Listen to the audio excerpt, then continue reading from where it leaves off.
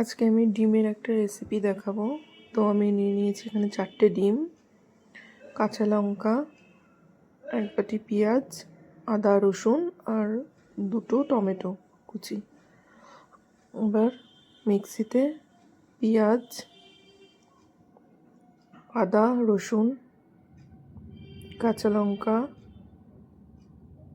Half tomato নিয়ে ওটাকে আমি পেস্ট করে নিলাম।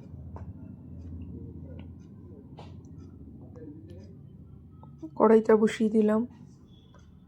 এবার ডিমগুলো আমি ফাটিয়ে অল্প একটু লবণ দিয়ে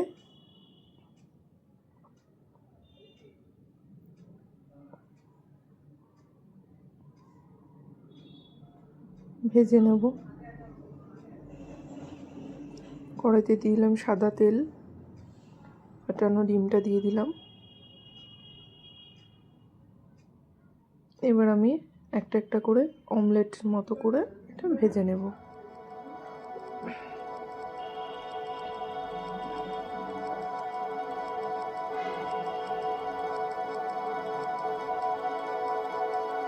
আবার আমি কড়াইতে দিয়ে দিলাম সাদা তেল, আবার ডিমটা ফাটিয়ে এইভাবে আমি অমলেট করে নিলাম।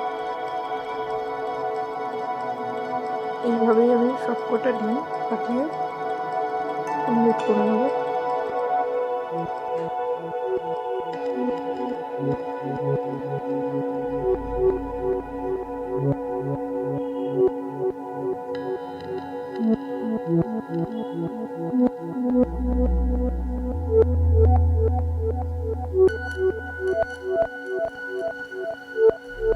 তো সবগুলো ডিম আমার ভাজা হয়ে গেছে।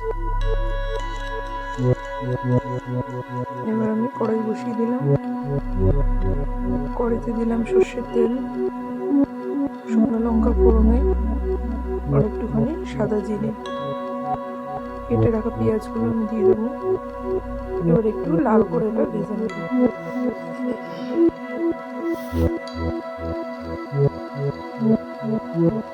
পেঁয়াজগুলো আমার ভাজা ভাজা হয়ে গেছে। এবার আমি পেস্ট করে রাখা মশলাগুলো আমি দিয়ে দেবো। মশলাগুলো আমি দিয়ে দিলাম, দিয়ে তার উপর দিয়ে দিলাম লবণ, হলুদ গুঁড়ো, জিরে গুঁড়ো, অল্প একটু লঙ্কা গুঁড়ো, একটুখানি জল দিয়ে আমি মশলাটাকে ভালো করে কষিয়ে নেব।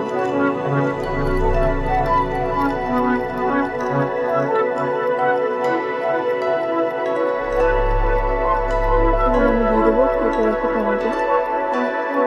আবার আমি ভালো করে মশলাটা কষিয়ে নেব।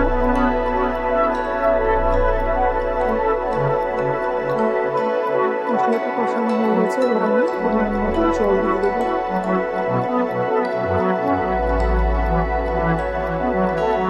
আপনারা যদি এই রেসিপিতে আলু খেতে পছন্দ করেন তাহলে আলুগুলো আপনারা ভেজে কষানো টাইমে দিয়ে দিতে পারেন। আমি আলু দিচ্ছি না, আমি ছাড়াই করবো। তো ভেজে রাখা ডিমগুলো আমি দিয়ে দিলাম।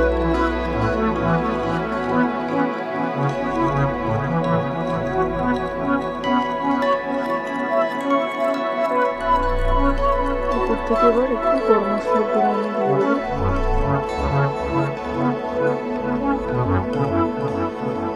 ডিম কারিটা আমার রেডি। দেখুন খুব অল্প সময়ে কিন্তু খুব তাড়াতাড়ি ভালো টেস্টি খাবার আমরা বাড়িতে এভাবে তৈরি করে নিতে পারি। আমি একটু সার্ভ করে দেখাচ্ছি।